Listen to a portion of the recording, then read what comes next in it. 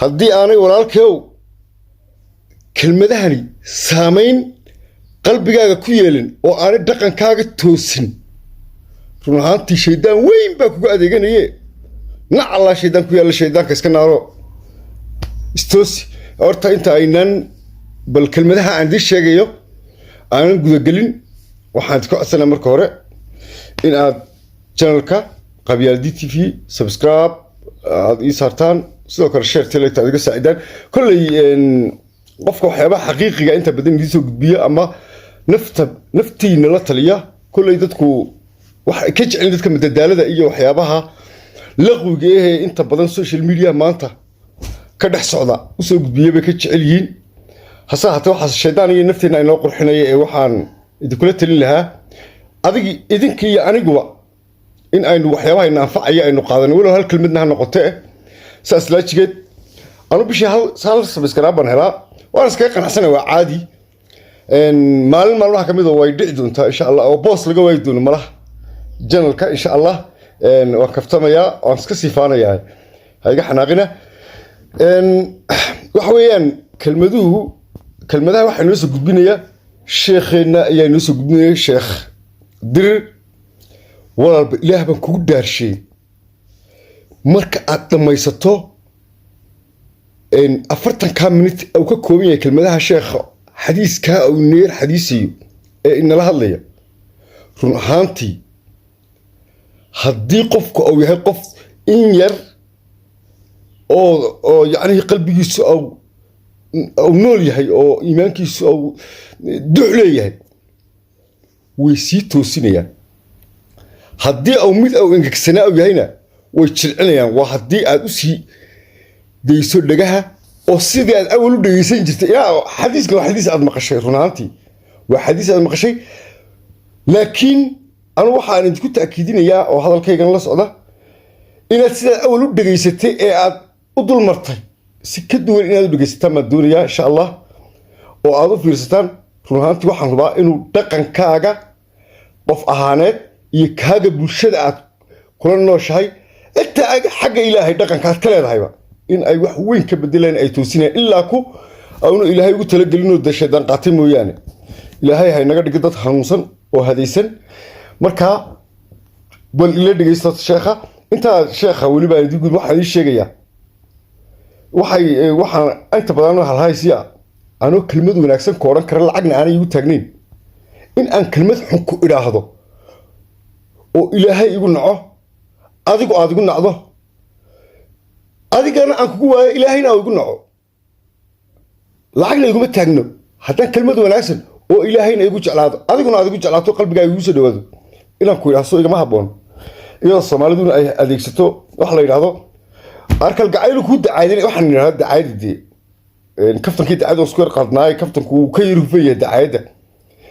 wuxuu ku dacaydina waa kal gacayl saaxiibnimo ama walaalnimo ba oran moogta laakiin ilaahay inoomu sheegay ama rasuulkeeni inoogu soo dhiibin in kelmado xun say doonaan baa inaga soo baxaan oo dilqaaf iyo wax la mid ah in ay qalbigeenu isugu soo dhawaanayeen inoogu sheegay laakiinse in ay wax wanaagsan isniraahno walo ammaan ha noqtay in qof wanaagsan baa tahay geesi baa tahay wax fiican ku yiraahdo salaanta aan ku salaamo oo waliba salaanta khaasata islaamka in ay qulubteenu isugu soo dhawaanayso maxbay kala gacleen dhex galeen taas waa biyo kama dhibcaan laakiin dhaqankeennii Soomaali ahaan ayaa waxaan rahnaa waxaynan jid iyo ceel toon aan diinteena ku leeyahay marka qaar iska daliishanaa oo meel aynu ka soo qaadanay aan garan weyno kaftabe marmar baa waxa soconaysa marka muuqaal aad isleedahay walaalaha gaarsii iyaga wixii ka soo gaadaan qaada aad isleedahay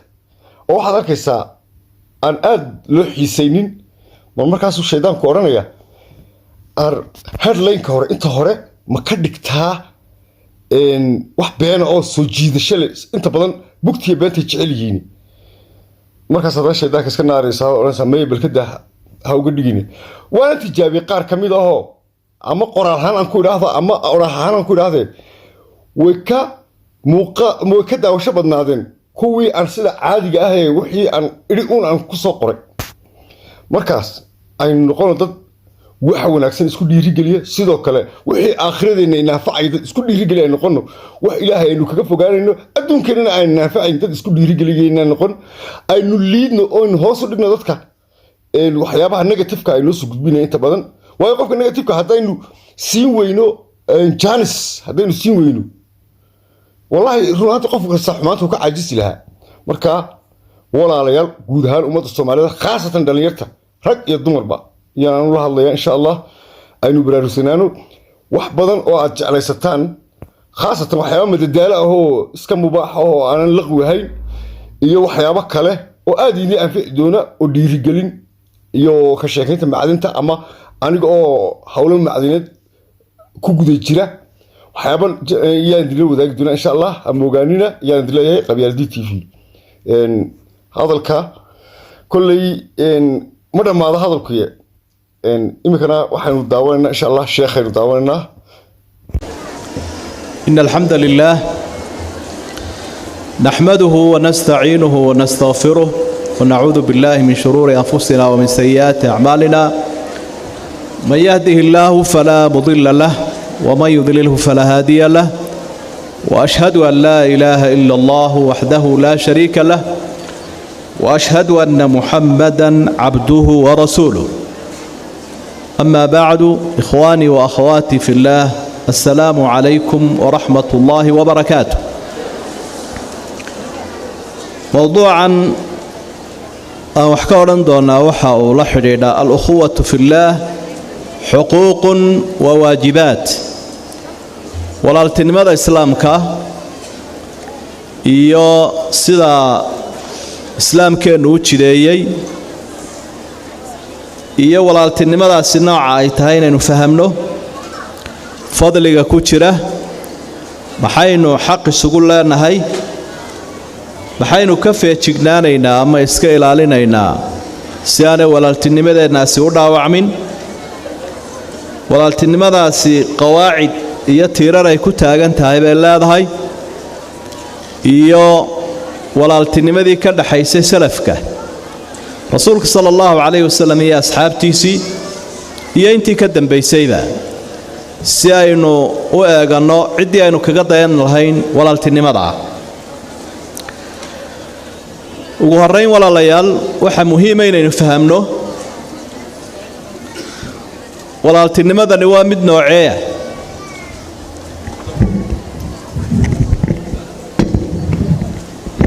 walaaltinimadaasi way ka duwan tahay ta qabiilka iyo ardaaga ama reer hebel in fara badan hadda inaga ina mashquulisay walaaltinimadaynu ka hadlaynaa waxa weeye ta iimaanka abtirsiimada iimaanka dadkani kol hadday ilaahay wada rumeeyeen diintii islaamkana ay ku abtirsanayaan waxaa ka dhaxeeya nasab iyo gacaltooyo ka qaalisantii wada dhalashada sidaa daraaddeed baa ilaahay uhi innama almu'minuuna ikhwa dadka ilaahay rumeeyey iyagunbaa walaala ah eraygu waa eray loo isticmaalo ikhwa waxa loo isticmaalaa walaaltinimada xagga dhalashada ah walaaltinimada iyada ah waa mid ka sarraysa tan qaraabanimada iyo ehelnimada مثلا haddii walaaltinimada islaamka la helo oo labada qof walaaltinimo wanaagsan oo iimaankii ay ka dhaxayso ama labada ummadood laakiin tu abtirsiimaha aanay ka dhaxaynin adduunyada iyo aakhiraba way shaqaynaysaa oo way anfacaysaa laakiin haddii walaaltinimo abtirsiimaha wada dhalashaha ay ka dhaxayso tolnimo ah oo tii iimaanku aanay jirin ma anfacayso falaa ansaaba baynahum yawmaidin walaa yatasaa'aluun maalinta qiyaamaha waxa ilaahay u tilmaamay dadku inaan wax abtirsiimo ah iyo ehelnimaha oo ka dhaxaysa aanay jirin taa islaamka mooyaane fadli bay leedahay in ummadeenna islaamka ku abtirsanaysa inagoon gobol eegayn oo aan qolo eegayn oo abtirsiimo aan eegayn qofka iimaankiisa lagula walaaloobo oo lagu jeclaado fadli bay leedahay iyo faa'iido diinteennu ay dhirigelisay waxa ilaahay uu ku sheegay quraanka dhexdiisa walaaltinimada iimaanka inay tahay nicmo weey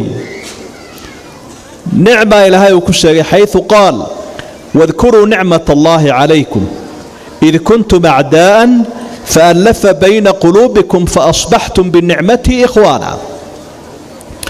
إلهي باوحوا لحصوصة النعمة إلهي ذي السيادة ديهم علي عدو بايسوها إذن وقت جاء قبيالة كده قال ميسين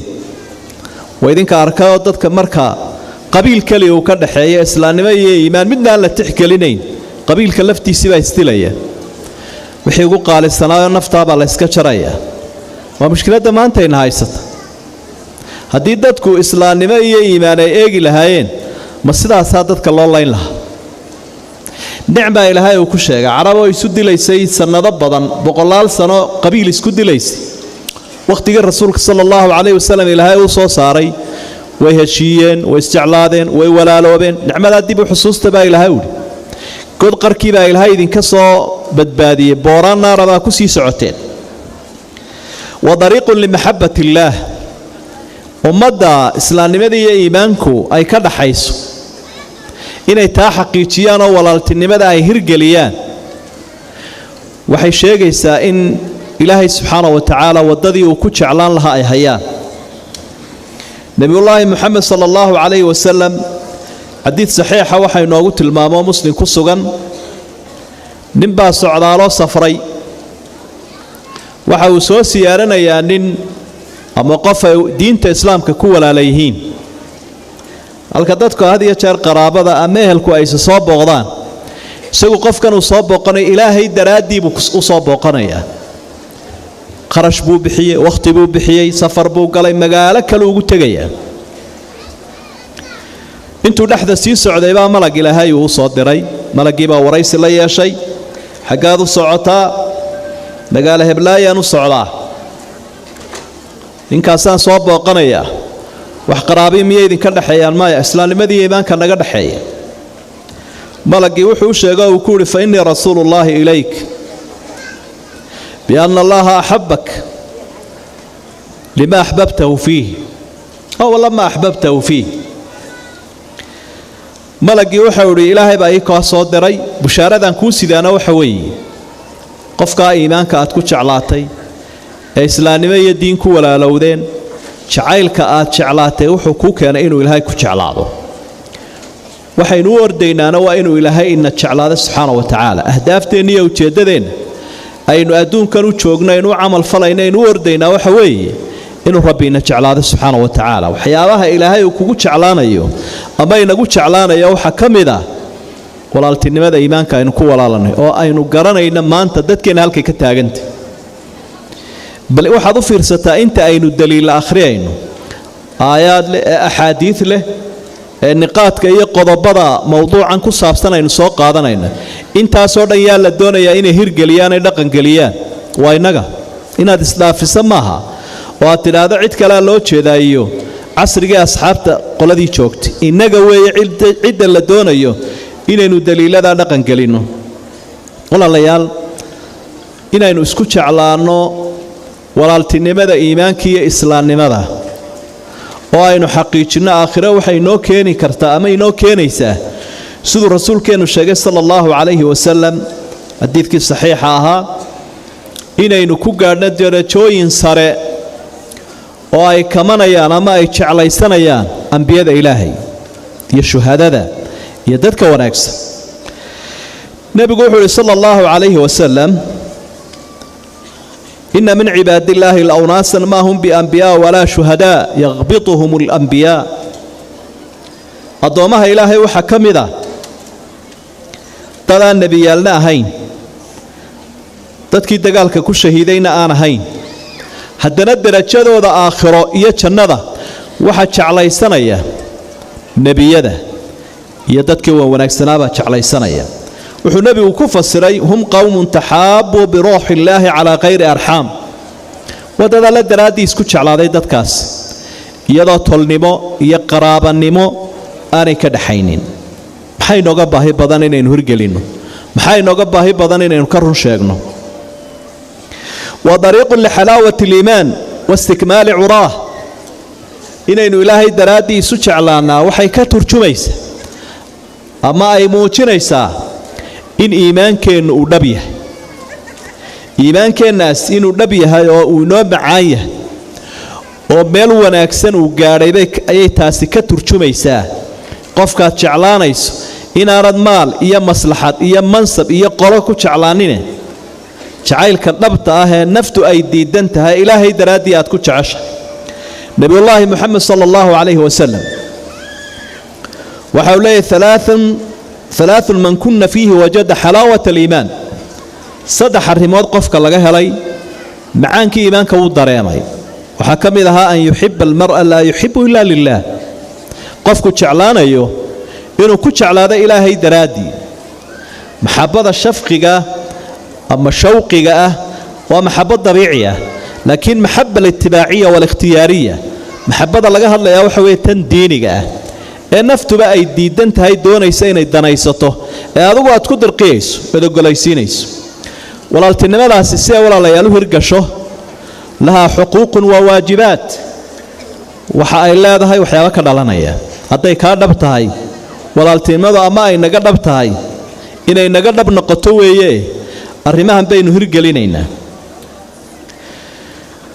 maxabadaas waxa weeye waa maxabatu lilakh maadaama calaa caqdi liimaan. kol hadduu qofkani mu'min yahay ilaahay rumaysan yahay rumayntaa ilaahay uu rumeeyey in aad ku jeclaato si aanaad u jeclaanaynin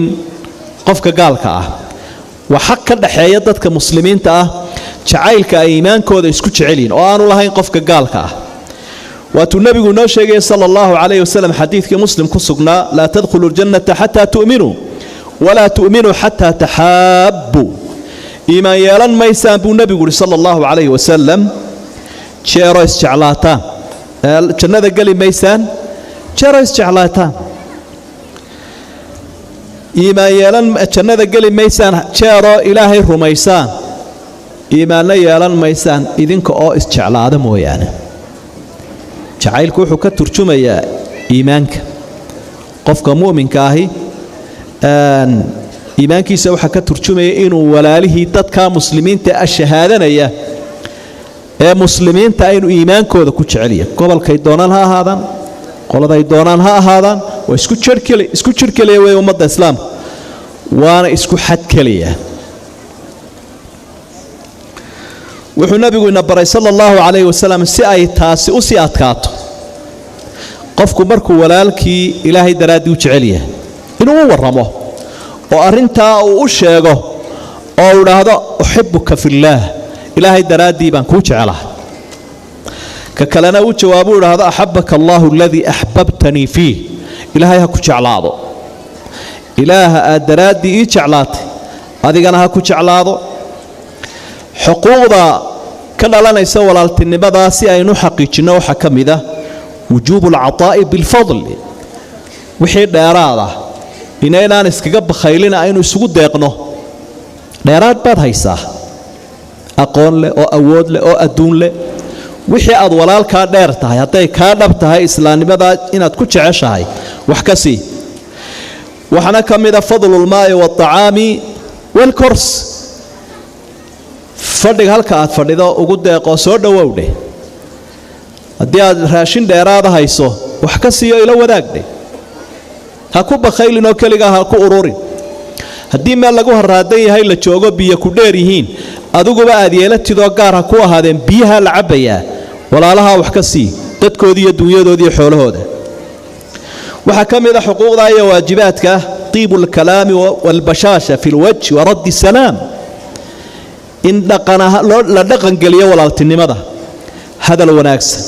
iyo weji wanaagsan iyo salaan wanaagsan. maxaa lacagee kaaga baxaya inaad walaalaha hadal wanaagsan ku tidhaahdo waquuluu linnaasi xusnaa. kelmad wanaagsan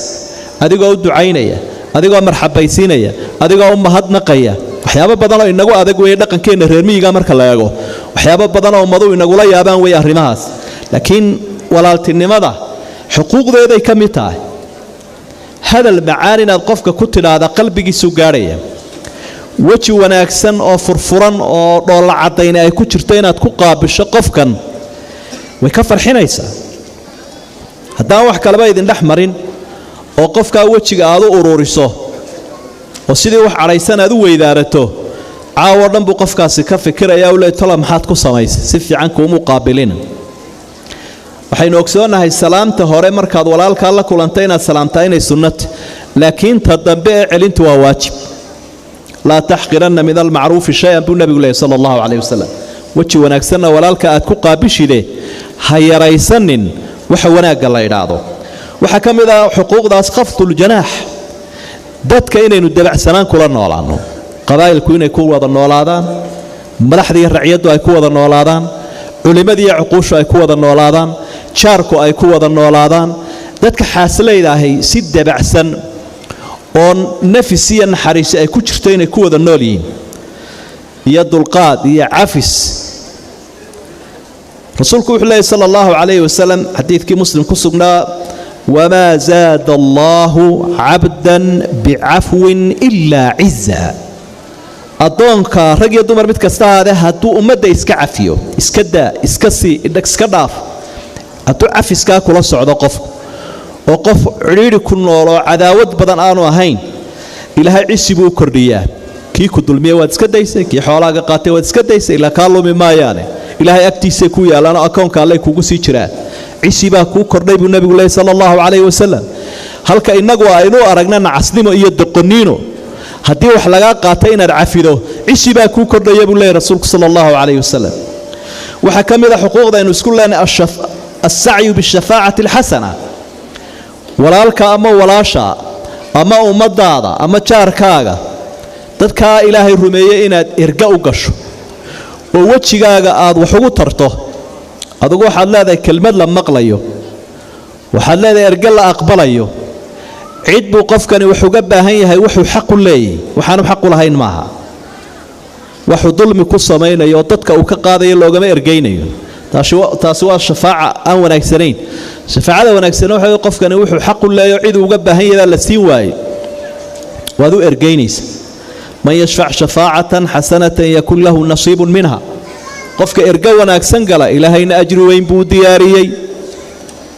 lacagi kaagama baxayso waa cuquudda laydhaa waa caqdulirtifaaq caqdulmucaawada maaha waxaad qofkan ugu raadinaysaa xaqiisii oo wejigaaga diibaysaa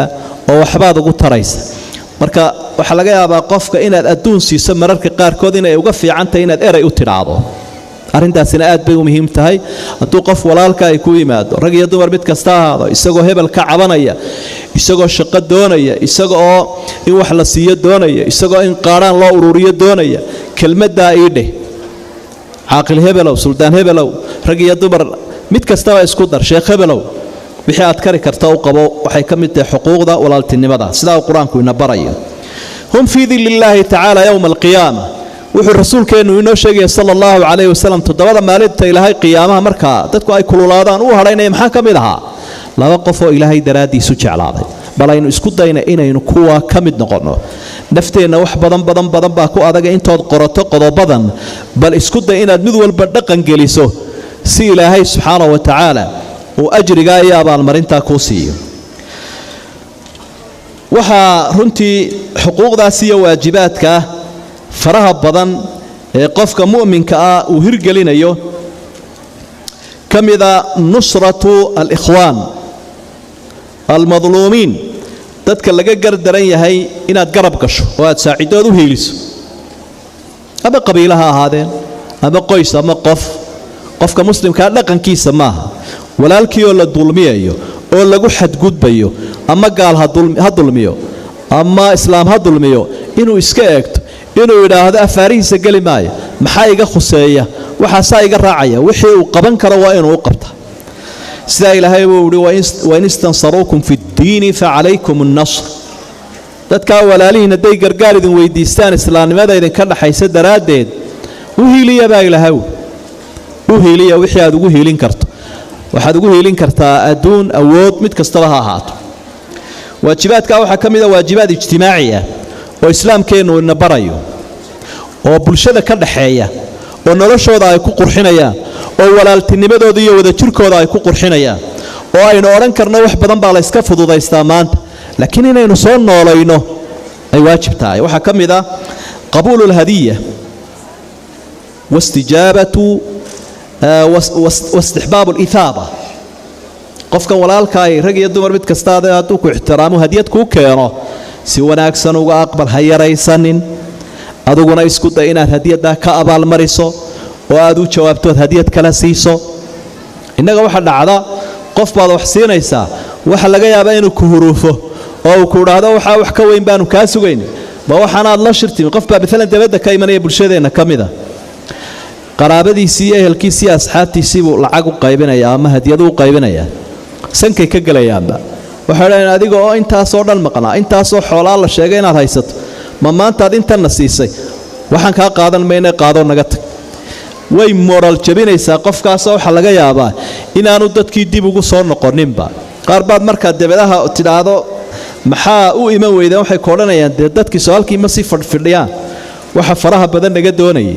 dadku waxay u baahan yihiin in la soo dhaweeyo qofka wax ku siiyana wax kasta ha ahaatee waxaad ku xisaabtantaa inuu ku ixtiraamay waajib aanaad ugu lahayna ixsaan uu kuu sameeyey qalada fahmin waajib ugumaad lahayn qofkan hadiyadda ku siiyey waa ixsaan iyo samafal adiguna gacan kale ka celi una mahadna waxaa ka mid ah ijaabatu dacwa qofku markuu kuu yeedho kudha maanta waad ii casuumantay siiba casuumadaha waaweyn taariiskii aruuskii arooskii ay ka mid yihiin waa hadaanad munkar iyo musiiba ka jirin meesha hadaan mushkilad weyn ku haysanin waa inaad ajiibtaa oo aad raacdaa oo aad hatta aad soomanaati abateed badan bayaad cunada u hayn waa inaad qadarisaa oo aad raacdaa waxa kamida inaad walaalka asturto haddii simbirraxa ay ka dhacdo qofkani qof caadaysta xumaanta aanu ahayn rag iyo dumar mid kasta ha ahaadee qofka gefku uu ka dhaco mijhar iyo microscope in la daba qaadan maaha sida maanta dadka baraha bulshada ku jira qof baa simbirraxa yar ee ka dhacaysa waba laga baaca mushtaraynayaaba youtube-kaaba la doonaya in lacag badan lagaga helo qofka ceebtiisa baahintiisa marka rasuulkuna wuxuu inoo sheegay sallallahu alayhi wasallam ceebta walaalkii qofka baahiya inuu ilaahayna isaga fadeexadaynayo gurigiisa dhexdiisa ku fadeexadaynayo marka qofkani hadii aanu ahayn qof waxaan caadaystay waa in la asturaa simbirraxada ka dhacday daraadeed islaamkeenu wuxuu ina baray hadduu hindhisay loo duceeyay alxamdulillaah markuu yidhaa maxaynu odhanaynaa yarxamuka allah waa xuquuqdaynu isku leenahay ixsaanu adhanni wa salaamatu sadri qofka walaalkaaya waa inaanad waxun ka malaysanin laabtaadu waa inay u fayowdahay hadduu ficil sameeyo dhinaca fiican ku awil oo dhinaca xun hawla kicin waxa ka mid ah ducaa lil ikhwaan bal hadaynu isku dayna arrimahan inaynu ku dhaqanno oo aynu dhaqan galino maanta way yaraadeen waqtiyada aakhiru zamaanka iyo marka dadka fitnadu ay dhex dhacdo arrimahan way ka fogaadaan waxa ka mid ah inaynu isu ducayno inagoo kala maqan inaynu isu ducayno dadka asxaabta iyo ehelka iyo ummadda islaamka oo dhan inaad u ducayso dadka oo ilaahay u barido oo ducadaada mid caam ah oo jamaaciya aad ka dhigto oo aanad kaligaa ducaysanin maxaa lacag kaaga baxaya ma juwan baad u qaadanaysaa mise kaar baad goosanaysaa waa ereyo aad odhanayso adiga oo ducadaada caam ka dhigaya nabigu sallallahu alayhi wasallam wuxuu inoo sheegay xadiidkii muslim ku sugnaa qofka duceeye walaalkii uga duceeya bidhahri alghayb isagoo maqan ilaahay malag buu u diyaariyaa u jawaaba oo la aamiin walaka bimithli ilaahay ducadaha ka aqbalo aduguna waxa aad leedahay inta aad walaalka ugu ducaysa in leeg waxa jira walaalayaal aynu gudbi lahayn hunaaka maxaadiir fi tariiq al-ukhuwa arrinadu muhiim ah inaynu ogaano walaaltinimada waxa jira waxyaabo khatar ku ah oo dhaawaca oo dila oo daciifiya oo aynu u baahanay inaynu ka feejignaano islaamkeenuna uu inooga digay aan islaaya maantana wax aad u fara badan weeyay si degdeg ah hadaan u dulmarno waxyaabaha islaamkeenu inooga digay si walaaltinimada iyo abtirsimada dhabta ah aan inooga dhaawacmin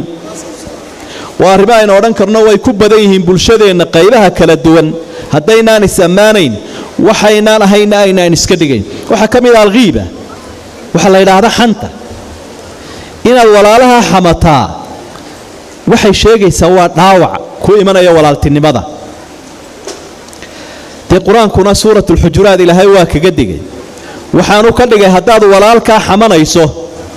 ashahaadanaya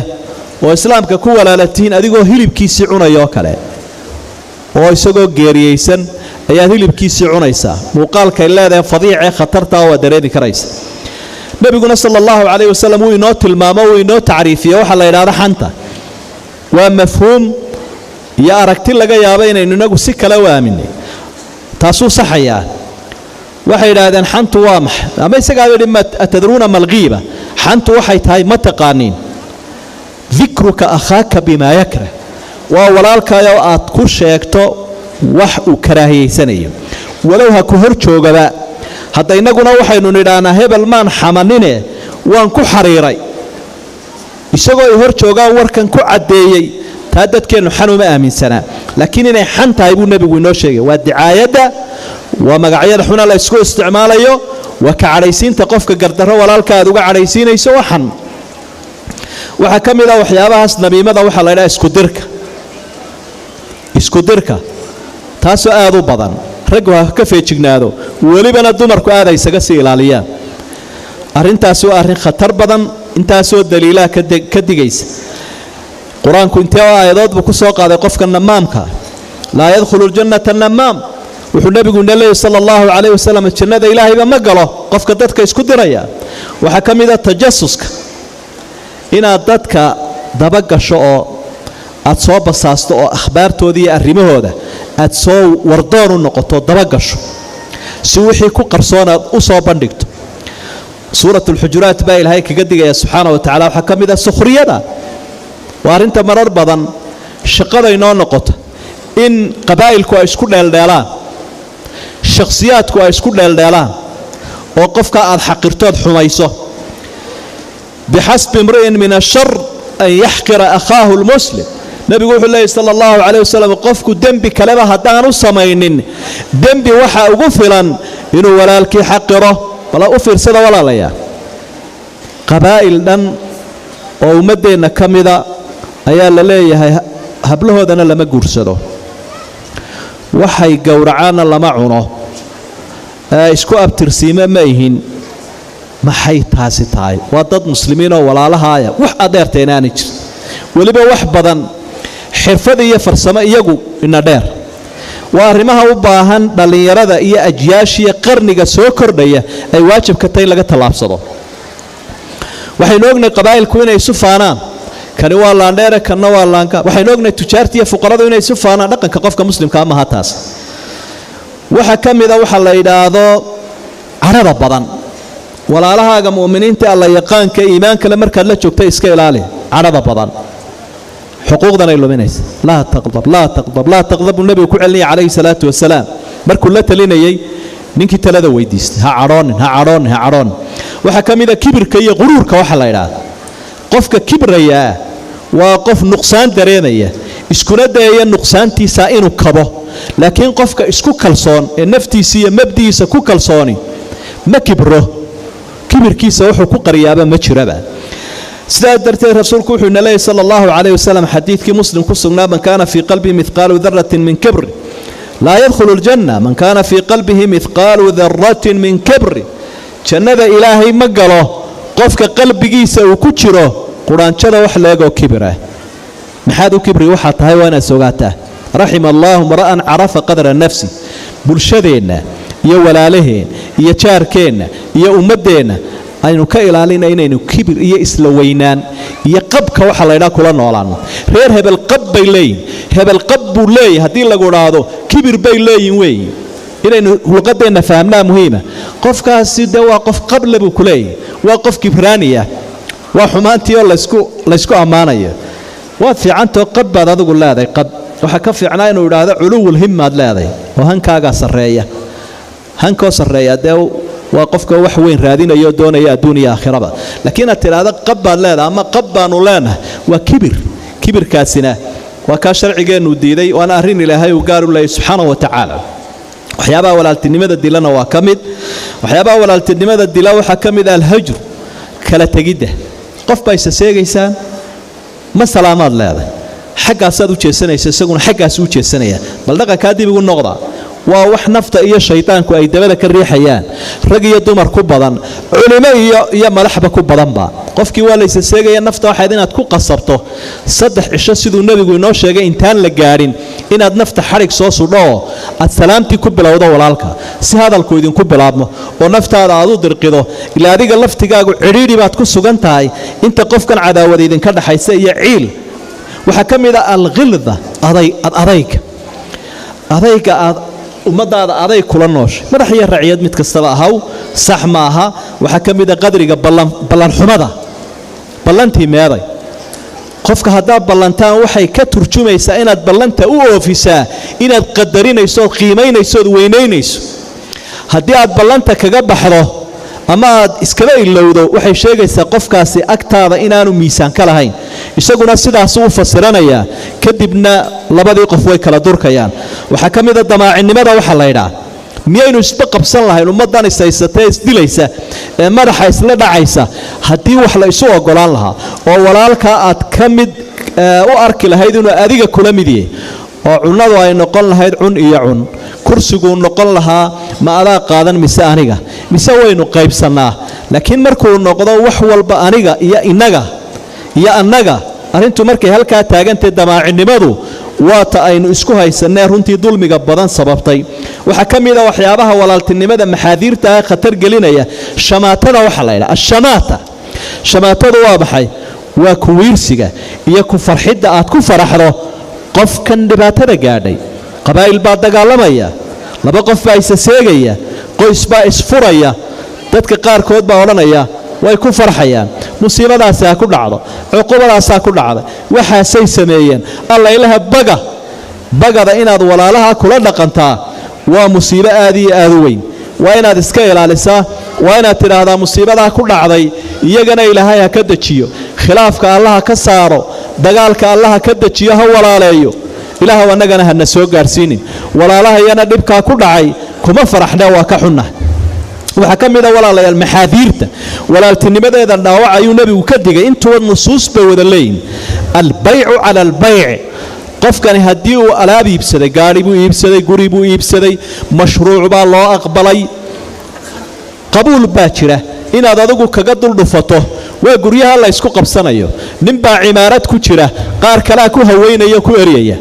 oo ninkii cimaarada lahaa bay leeyihiin annaga ka kiraysanayna annaga ku dhisayna annaga lacag badan ku siinayna waxa soo kale waa waa wax sheegaya inaan meeshii walaaltinimo oolin waxa kamida al-khidbatu 'ala al-khidba sidii horeba aynu soo xusaynay laba qof oo guur ku heshiiyeen adigu dhax gasho oo aad tiraahdo ka iska dhaafo iyada tuuro aniga ii tali ka iska tuuro inagu aan wada xidhiidhna in la yiraahdo arintaasina waa maxaadiirta iyo waxyaabaha islaamkeenu ka digay ayay kamid tahay waxa kamida walaalayaal waxa la yiraahdo qawaacidu tacaamul ma'a al-mukhalif walaaltinimadu waxay leedahay qawaacid lagu wada dhaqmo iyo tiirar lagu wada socdo ayay leedahay oo runtii u baahan in la ilaaliyo waliba dadka madaxda ah dadka mufakiriinta ah dadka aqoonyahanka iyo culimada walaaltinimadu waxay leedahay qawaacid lagu wada socdo qawaacidkaas waxa kamid ah al-khilaaf al-far'i la yujibu al-iftiraq hadaynu kala aragti noqono sida aynu u fikirayno ama sida aynu daliilka iyo diinta u fahmayno taasi waa inaanay keenin inaynu kala tagno adigu mas'aladan waxbaad ka qabtaa anaguna waxbaan ka qabaa waa wajhatu nadarkiiba kala duwan taasina waligeedba way soo dhacays khilaafka farciga ama masaa'ilka hoose aan usuusha diinta ahayn iyo kuwa waaweyn waa inaan lagu kala tagin sidii culimadii hore ahaayeen iyo asxaabta ridwaanullaahi calayhim malaa'igta kala aragti noqdo anbiyada kala aragti noqdo asxaabta kala aragti noqdo waa inaynu ogaanaa inaynu soo baahannahay imika xaaskaaga hadaa iskhilaaftaan ama caruurtaada iga tago dhaafa ma tiraadid waad iska wadataa arrinkiina way isku celceshataa saasoo kale inuu baahanna waa inaynu ogsoonaynaa al-furqatu shu'mun wa fashal bulshadeenu inay kala tagto oo qoysas ay u kala tagtay qabaa'il u kala tagtay shakhsiyaad u kala tagto inay tahay musiibo iyo fashilaad ummadda ku imanaysa waxyaaba aynu ka duulaynay kamid quraankuna uu inooga diga aayado badan waxa kamid ah al-muwazanatu bayna al-hasanati was-sayyi'at dadkeennu marka had iyo jeer ay wada dhaqmayaan ee qof qallooc lagu arko ama gef lagu arko gefkiisaa daraaddeed waa inaan lagu tuurin ee la yidhaahdaa hebel ama heblaayo muxuu wanaag leeyay intaasoo wanaagga buu leeyay gefafkaasina way ka dhaceen saa daraaddeed aan ugu dulqaadanno gefafkiisa aan ka saxno laakiin yaynaan tuurin rasuulku sala allahu calayhi wasalam sidaynu ogsoonnahay khaalid ibnu waliid markii uu gafka ku dhacay wuxuu idhi ilaahayow waxaan kaaga beri noqonayaa khaalid wuxuu sameeyey laakiin muu odhanin ilaahayow khaalid dadkaa uu laayay iyo gafkaa uu ku dhacay daraaddeed beri baan isaga ka ahay marka qof aad u wanaagsan baa simbirraxayri ka dhacaysa ama madaxa ama culimo ama akhyaara kadibna wixiisii oo dhan waxaa lagu baabi'inayaa gefkaa yare ka dhacay daraaddeed qawaacidkaas waxaa ka mid ah alwalaa'u calaa qadri alxasanaah الولاء على قدر الحسنات والبراء على قدر الزلات قفك إن لغو سو دويه وناغياشا ولي لغاقلا بري نقضه كفافك كيميد والله يدهده وحا واكو رعسانه وحانا واكا قد رقسانه ولا التنمضو وحينوها يستنى تصالنا وحينوغو فلان نبي الله محمد صلى الله عليه وسلم يا أصحاب تيسي tusaale aynu meel kale ka raadinaynaa ma jiro iyaga ay nagu filaan nabiyullaahi maxamed sala allahu calayhi wasalam markii isaga iyo asxaabtiisu ay ka guureen ay ka qaxeen ee gaaladu ay ka eriyeen maka waxay tageen madiinadiisii nabiga calayhi salaatu wasalaam madiinatu rasuul reer madiina siday u soo dhoweeyeen qisada taariikhdaad ka akhrii doonta iyo siirada walaalahood bay ka dhigteen ilaa qur'aanku uu ka markhaati kacay habka ay u soo dhoweeyeen wuxuu ahaa habka ugu sarreeya walaaltinimada musaawaad ma aha laakiin waa iithaar xataa may ogolaan inay la silmaane waxay ogolaadeen waxa ay haystaan inay iyaga ku horraysiiyaan والذين تبوأوا الدار والإيمان يحبون من هاجر إليهم ولا يجدون في صدورهم حاجة مما أوتوا ويؤثرون على أنفسهم ولو كان بهم خصاصة ومن يوق شح نفسه فأولئك هم المفلحون آيات سورة الحشر كسوغا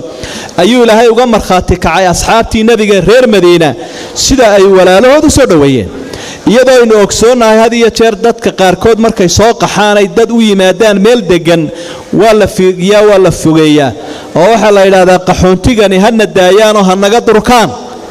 anagu deegaankii baanu nahay dheeraad baanu leenahay taamay odhanaya waa yuuthiruuna calaa anfusihim bulaayi naftooday ka qaadeen markaasay iyaga ku horraysiiyeen wixii adduunya iyo calaf ahaa rasuulku sala allahu calayhi wasalam taa asxaabtiisa tusaale ugu ahaa qisaad jirta tirmidi ku sugan oo xasan culimada qaarkood ay ku tilmaameen nabigu wuxuu la hadlay Umar ibn Khattab umrada sii tagaya wuxuu leeyahay kelmad qaaliya buu ku yiri Umar waad ugu farxay la tansaana min ducaaika ya akhay walaalkayo hanaga ilaawin inaad noo soo ducayso markaad umrada tagto Umarna waa kiilaha radiyallahu anhu kelmada ma jecel in la igu bedelo adduunyada wax yaalo dhan Muaad ibn Jabal الله كرر لي نقضاء عمر بن الخطاب مال مالمها كميد الله الله وحولي لقد تذكرتك البارحة فبقيت أتقلب شوقا إليك فتعال فتعانق معناها هاتين إنه عيلي عرايسكو حصوصا نها بينك وآدمي ذا مال اسكو قبصتين أما ملحتين ما اسكو قبصتين أما شار تهين أما مصلحات اسكو خلافتين هبينك أدو عرايسان تاي عمر وحو الله الله يا ولالكي معاذ بن جبل وصحابة رسولك رضوان الله عليه وحو الله يا حليتو معاذ وانكو حصوصتي انتي هبينك انتي دنبيسين مان سيحانين سيدان يسرك رقي انيقو حيسين يا انانكو اركي لها ارورت انانكو اركي لها ايان حيسين مركا النسيب وراء وإنغان اسهلي لابتا إساسارين ولا ليالددك إنو اسكو جنة دونينا واددك السيدة ولا لها أوها عمر بن الخطاب أصحابته الله مالمها كميدا وحوري وقال دي اسكو مجلس كابل هذا وحتمنية بو رقي قالق هوا ويناب الله قف ولا وبا محاد دانايل لهاي دا ما اد inaad hesho xiisayn lahay mid kamida baa wuxuu anagu waxaan xiisayn lahaa gurigan mugi ama gurigan in la eego dahaba si aan jihaadka uga bixiyo milkana wuxuu yidhi gurigan in la ego jawhar iyo macdan iyo wax qaaliya ah si aan jihaadka ugu bixiyo sadaqana u bixiyo